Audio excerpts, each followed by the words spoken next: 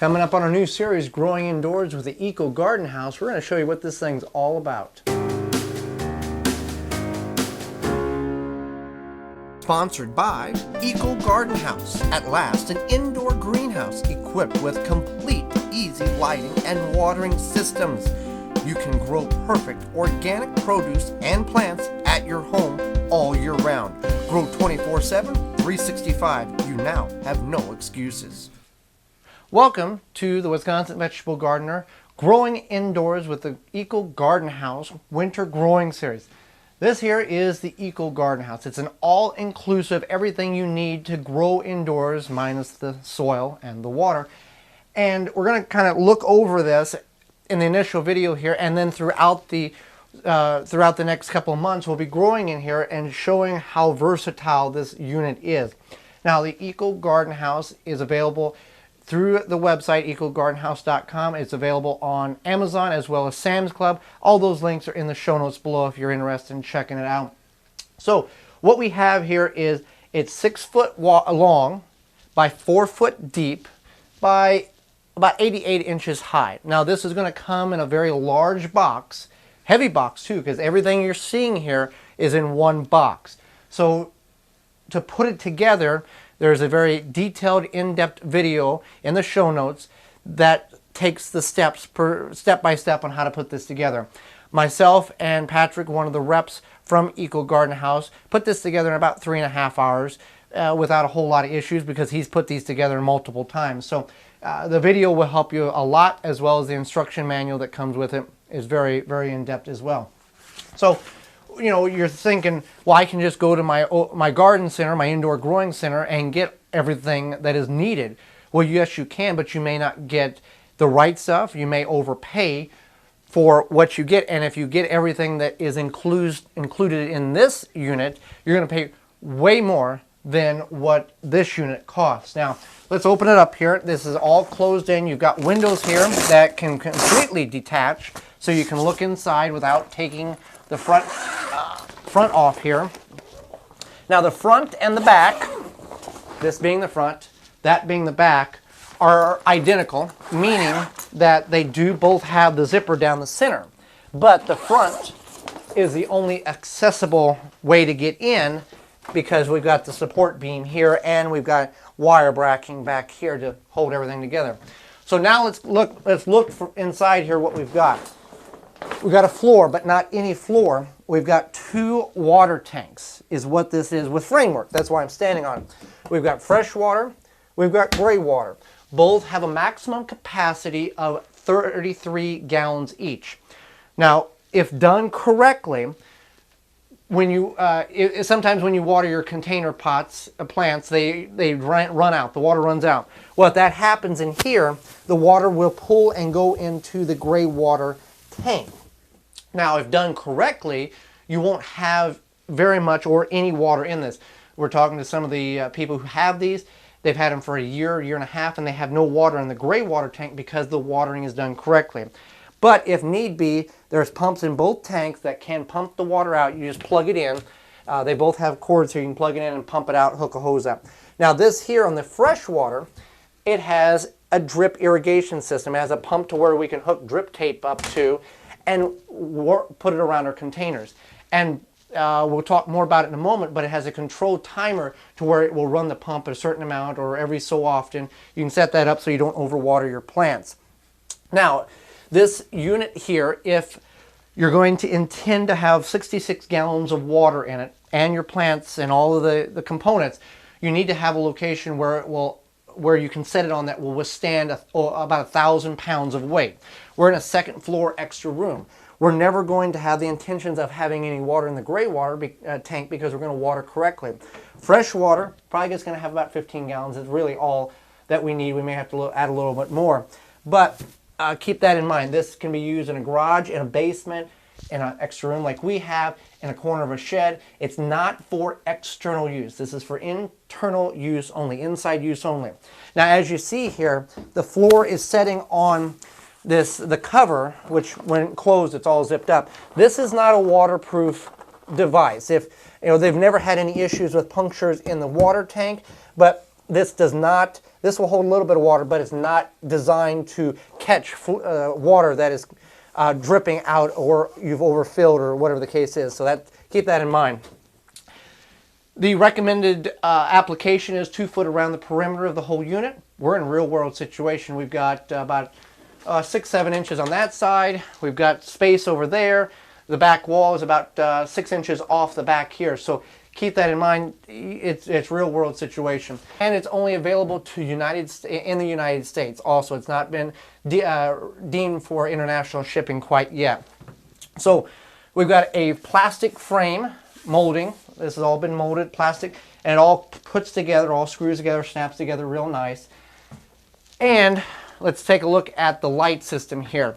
This is a T5 8 bulb system light. It has all spectrums of the lights, all spectrums of light in it. It also has a up-down system to where whenever we plant our containers, you're going to have the light very close to the containers. This has a system where you can raise and lower it very easily to wherever you need to move the height, and as the plants grow, you can raise it higher, and it's got a little lock there. So let's turn the lights on here. Now, one other thing before we get to the lights, the reservoirs both have fill. If we're going to fill in the fresh water, it's got a hole there we can pump water into or pipe water into.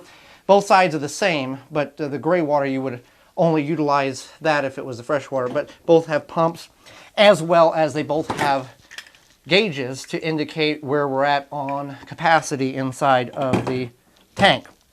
So let's go ahead and turn on the lights, and then we'll talk about the fans here. As you can see, we've got a lot of light going on here. We do have side lights to bring more light into the side. Now, we're going to grow vegetables in this. Based on what state you're living in, you may be able to grow additional items besides vegetables, legal or illegal plants. That's totally your decision, but the light will assist in some of those plant development as well. Now, with the fans here, we've got 2 fans that run on a timer and a thermostat, which that means is if I choose to set the thermostat for the fans to come on when the temperature hits 87 degrees, and I can set it to where the fans would go off when the temperature decreases to 82 degrees Fahrenheit. So that's nice. Also, these fans will circulate all the air currently in here will be able to be pumped out in 2 minutes and 40 seconds. And based on what you're growing, that might be important to you. As well as the air can come in through this side here. These portals can bring the air in, but everything can be pumped out in 2 minutes and 40 seconds. So let's go and look at the control panel and all the little things that come along with it. In addition, this is a very important piece of reading material, in addition to the video that's in the show notes that talks about all the steps in building this or putting this together.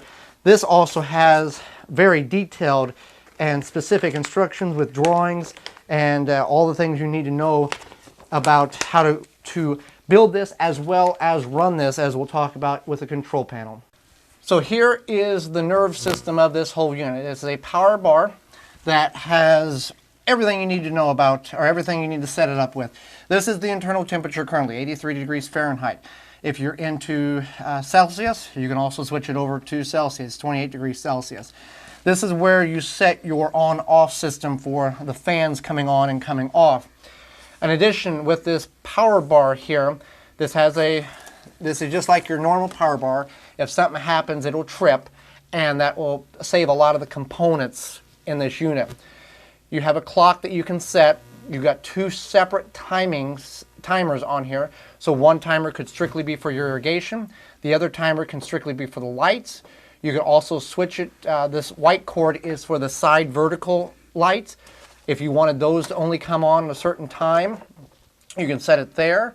So you've got 2, 4 on timer 1 and 3 on timer 2. So you can set that up however you want. Also, you've got different modes, you got different days of the week, different timers. There are about 10 different timers you can put on here. You could literally set this up to each day of the week, having it come on at a different time and running for a different length of period. Now, one thing that whenever you set yours up, let's say you want to run it, let's say you're setting it up at 2 p.m. in the afternoon, and you're wanting it to run, the lights to come on at 6 a.m., and shut off at 4 p.m.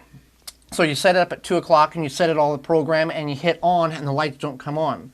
Well, what the system is doing, it's not going to come on that day. It's going to wait for the time to cycle around until it gets to the next 6 a.m. cycle.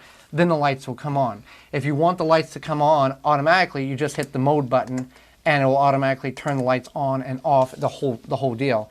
Clock, timer, the whole deal's right there. Everything all inclusive, it's protected. Everything's good there, as well as it's got a cover here if you're wanting to grow light sensitive or daylight sensitive plants. You can put that up. But it's all really nice. It does take a little bit of studying on the instruction manual on how to set the timer all up, but we'll talk more about that as we get to it. So as you can see with the Eco Garden House, all-inclusive, everything you need to use to grow except for soil and water, and it really can be used anywhere, whether you're in a second floor spare room like we are here, in a basement, a 51st floor of an apartment complex, a retirement facility. You can grow a lot of things in here. Now, based on what you grow, some of these plants that we're going to grow are self-pollinated, and some are not self-pollinated, which means you're going to have to hand-pollinate them as well. And you type of soil or medium you can use. It's really anything that you choose to use, from coco coir to potting soil with some compost mixed in with it. If you do go that route with the compost, you want to keep it on a little damp, a little less moist than typically, because you're using that has actual compost in it. Now, what would be the cost? I know what you're thinking. What is the cost of a unit like this for electricity cost? Well, the average cost, the Eco Garden House people have done studies nationwide, and they average it to be about $20 a month on a 16 hours on, 8 hours off light cycle for 30 days. So it's not it's very, very affordable power-wise to utilize the unit to grow produce indoors and harvest it 24/7, 365. Thanks for joining me on Growing Indoors with the Eco Garden House. For more information, please visit thewisconsinvegetablegardener.com.